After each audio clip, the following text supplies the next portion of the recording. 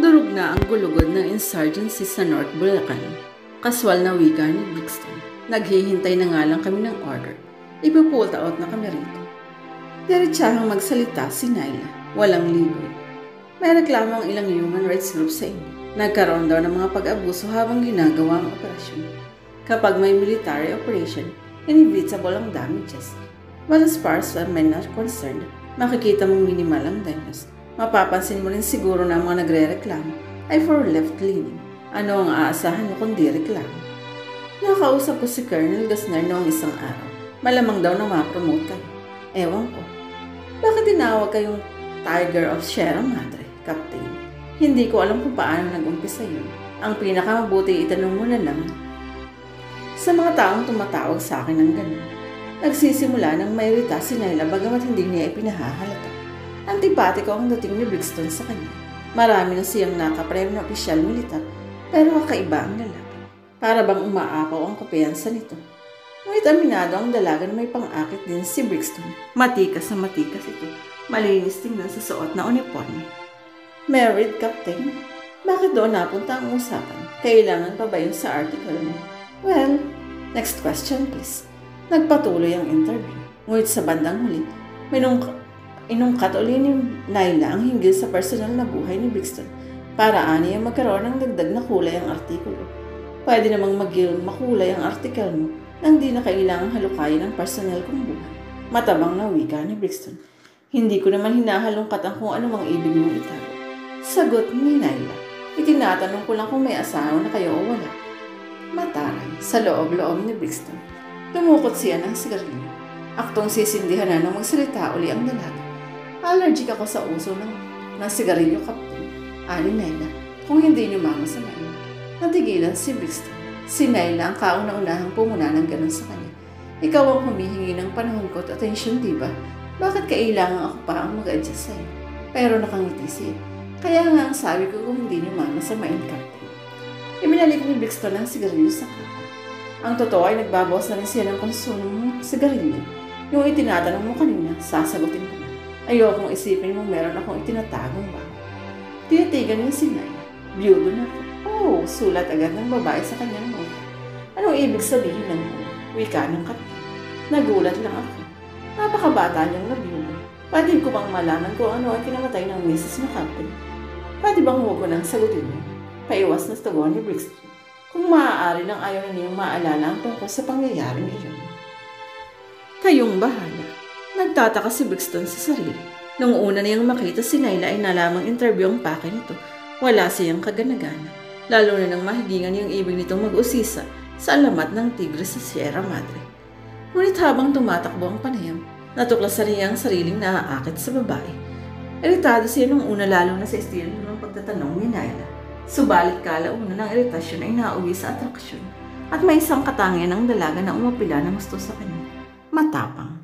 Nasanay siya sa mga babaeng katipo ni Maria Clara at Lee. Mga babaeng parang hindi mabubuhay kung wala ang lalaki. Mahihina, palaasa. Pero si Naila, sa tingin niya ay kakaiba. Tipong mabubuhay mag-isa. Captain, tapos na ang interview.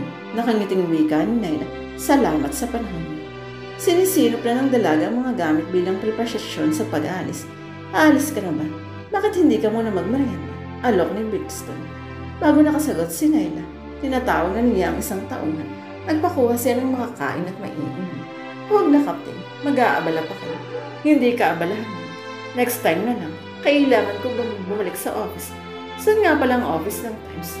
Sa Malolos, malapit sa building ng provincial capital. Pasyal ka ron pag may time ka.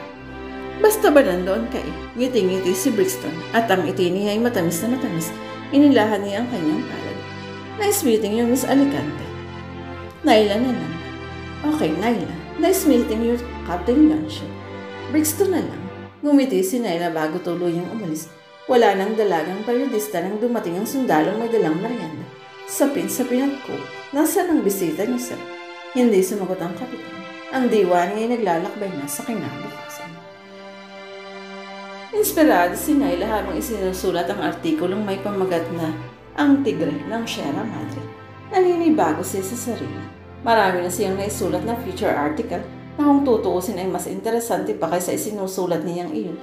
Ngunit hindi niya ganun ka-inspirado. Dahil kaya kay Brixton, niya. Napangiti si Naila. Alin lang yun sa dalawa? Oo o hindi. Sinikap niyang alisin sa isip ang imahe ng kapitan. Nagkonsentra siya sa ginagawa sapagkat ibig niyang maihabol ang artikulo sa susunod na issue ng Times.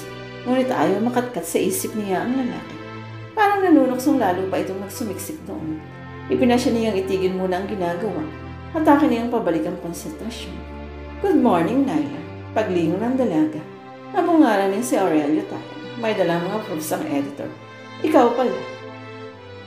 Relay ang palayaw ng features editor. May kailangan ka ba? Wala, binati lang kita.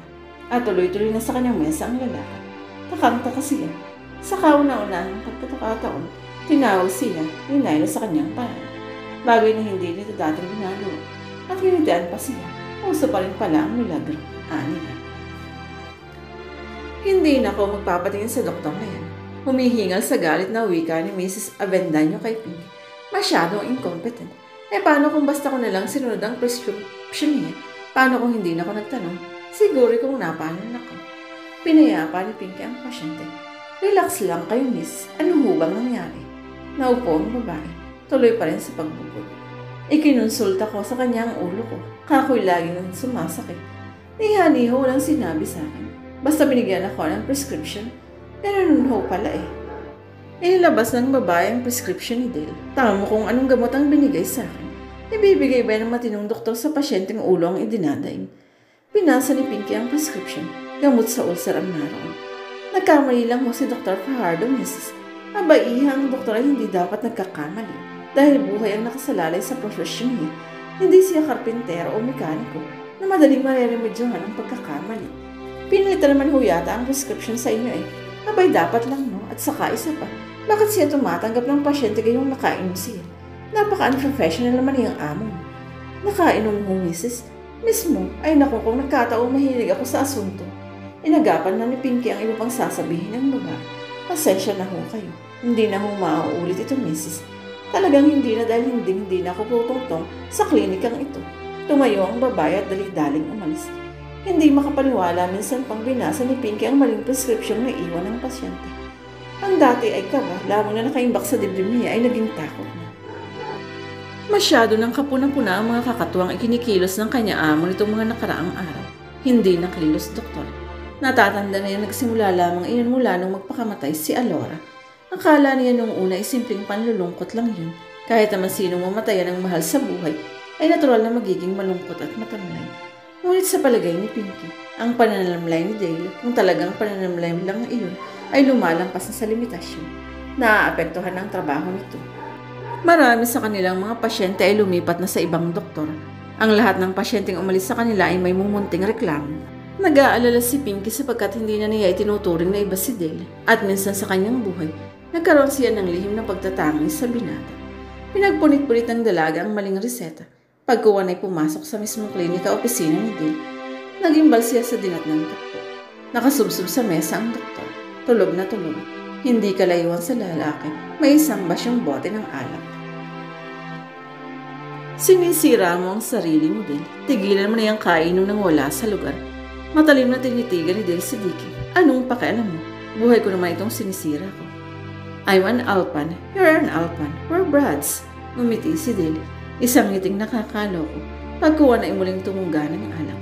Hindi na siya gumagamit ng baso o kupeta. Diretso siya sa bote. So we're brads. Now what? Cardinal rule number 2. Hindi palasing si Dale. Malinaw pa ang isip.